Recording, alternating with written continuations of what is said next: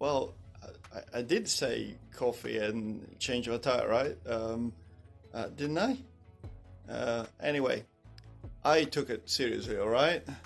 Well, let me finish this and I'll talk to you about it.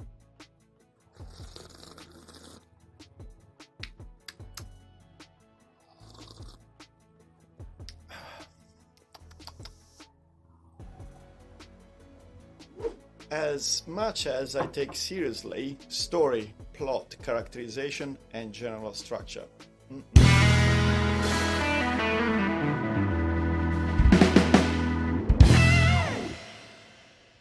So anyway, now you gather your best ideas, as we discussed before, and concepts, alright? You're now faced with the ominous blank page, and I can see that for some people, it could be daunting indeed.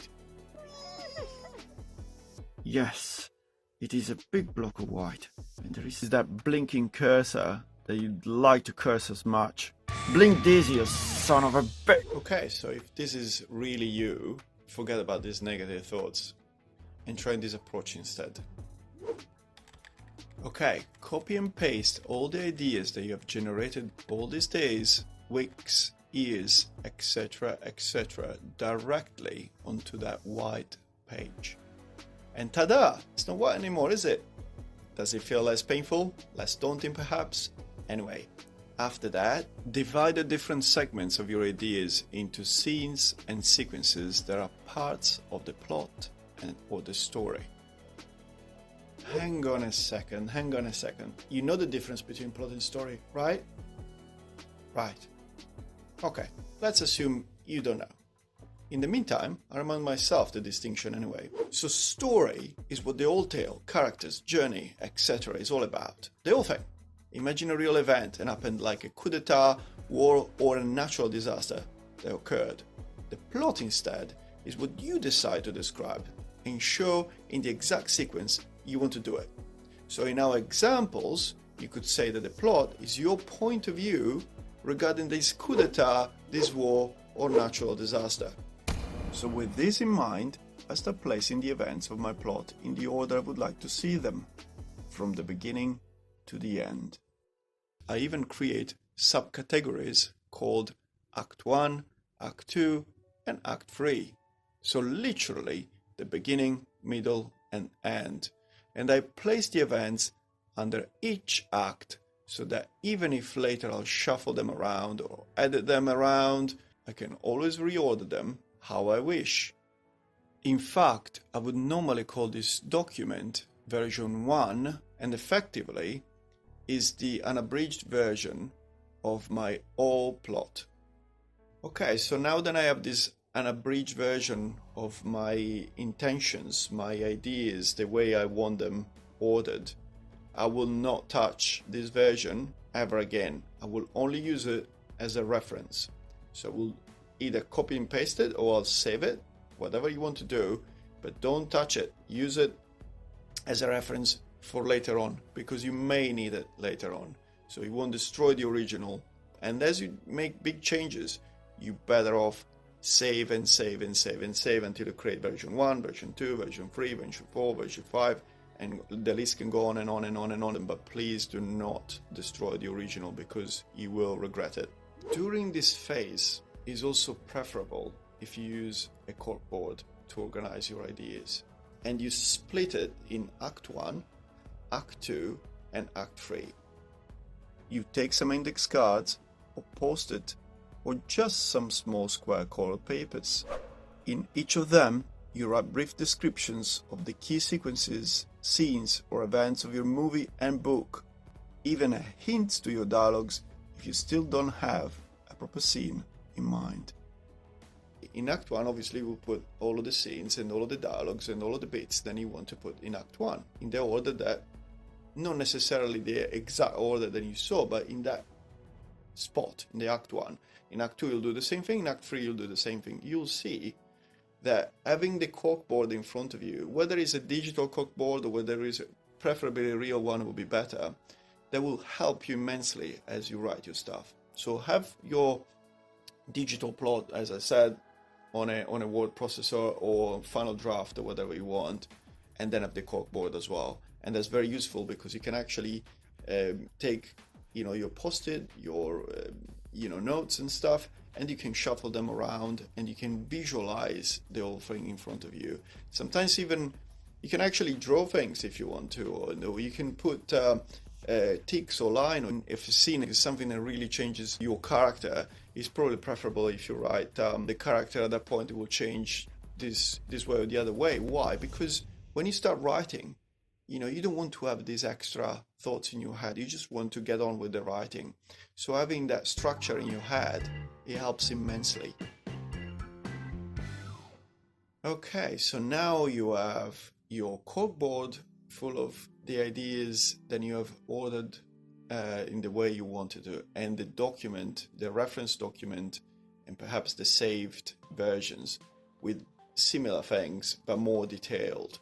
At this point, if you feel confident enough, and even if you don't, you should even write a page of synopsis or at least a beat sheet. A beat sheet is a document where you spell out the plot of your book or movie with either bulleted or numbered brief sentences or even short paragraphs. Basically, a short version of what happens in each scene. Either way, unless you're making a short film that you will shoot with your friends and you watch it alone, or write a story for yourself and yourself only. When you're looking for a literary agent or a producer, you will need to provide a one-page synopsis that sells your book, feature film, or TV series. And trust me when I say that it is better to write this synopsis or beat sheet now rather than later. Guilty as charged. Well, right at the moment you have not written your novel, screenplay, or whatnot, so these things are still not that precious to you. So when you finish your masterpiece, you'll find out it will be very hard to condense in a page what you wrote, because it may be difficult to part away from everything you poured down on the page. A bit like trying to put the toothpaste back in the tube dilemma.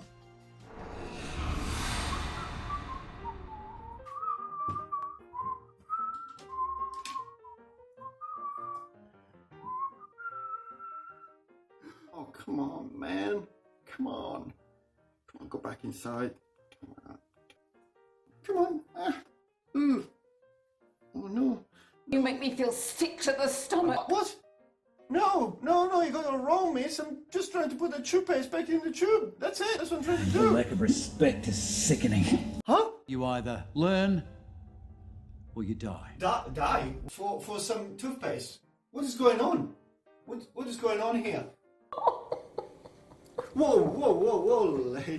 Look, if it's upsetting, I'll go outside, I'll buy a box of toothpaste, and I'll come back before you say cheese, alright? Hey.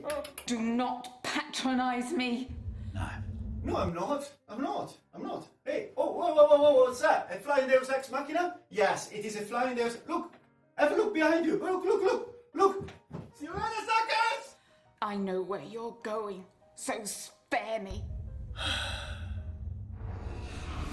Actually, I hate to break it to you, but no serious writer would ever write anything without a plan. And if you read somewhere that some do, well, they've been working in the business for so long that quite likely the plan now lives inside their heads. However, let's say that you just start writing your novel without plan, no corkboard, no synopsis, no order notes, and that kind of stuff. Well, you might find yourself in multiple cul-de-sacs, end of roads, and whatnot. So please don't tell me that you write without plans, not even in the comments. But if you do and it works, well, forget what I'm saying. However, if it never works for you without plans, so if you start writing and it doesn't work for you, well, no wonder why you have writer's blocks, you know. Don't wonder. That's it. That's your problem. Anyway, now you have put down all of your ideas in the right order. Do I repeat for now? nothing is completely set in stone, okay? It is time to start writing this amazing tale of despair, amusement, adventure, and yada yada yada yada yada. If you're working on a screenplay, it would help to start writing the scene headlines in advance. So, go back to your synopsis and or beat sheet or plan. Split the key moments of your story in scene headlines, one for each scene. You do that, and you'll see that it will be easier to write the screenplay later when you have to add dialogues and extra action details. An average feature screenplay has between 40 and 60 scenes, and I'm taking into consideration a 120-minute long movie and at about 2, 3, 4 pages minute per scene. Although modern blockbusters, as you know, are much longer than this, 3-4 hours. Of course, there will be fewer scenes to take into consideration if it is a TV pilot. There could be between 24-30 pages for a sitcom or 45-60 pages for a drama. Bear in mind that if you are using Final Draft, it normally formats the script in a way that is a page per minute. If instead you're writing a short story or a novel, the format will be obviously different from a movie or a TV script. But the principle or the principles are very similar. So split the different part of your plan, synopsis, etc. into chapters and paragraphs rather than the scene headlines. As you write or copy and paste all of your ideas under your headlines, under your paragraphs and stuff, you may notice that more ideas will come to you. And you can add them to the existing movie scenes or book of chapters, so go for it. And by the way, during this process, you should write as fast as you can without concentrating too much on typos and general errors. You gotta focus solely on your story and characters. Write down what you see without looking back to refine anything, because I don't know about you, but personally, if I stop to analyze what I've just done or what I'm doing, I would find very hard to start again or to continue, because perhaps I get demoralized by what I have achieved. In this phase, when you're writing very quickly, you have to be like a sculptor who has chosen a big rock where you saw a potential figure, a potential person, a horse or whatever within. Michelangelo, so we are not in bad companies here, Michelangelo was famous for this. He could see the art behind the rock. And using this rock analogy, normally when I finally move on to the second draft, I'm now the sculptor using his tools to carve a statue. And this for me is a great moment to get rid of the things that I do not need and may take away readers or viewers from the tale that I want to tell. This is the time when you must be strong and brutal. There is a lot to take out or change. So be prepared, be ready, be whatever you like. Just get rid of it. So in the subsequent third, fourth, fifth, etc. drafts I work on, I need to strengthen the structure according to the genre that I'm writing. Yes, know your genre and stick to it. It's paramount to make your story work. And when I say stick to it, I don't mean that your crime story can be comedic or romantic as well. But you have to choose one genre and build upon it. Little pigs, little pigs.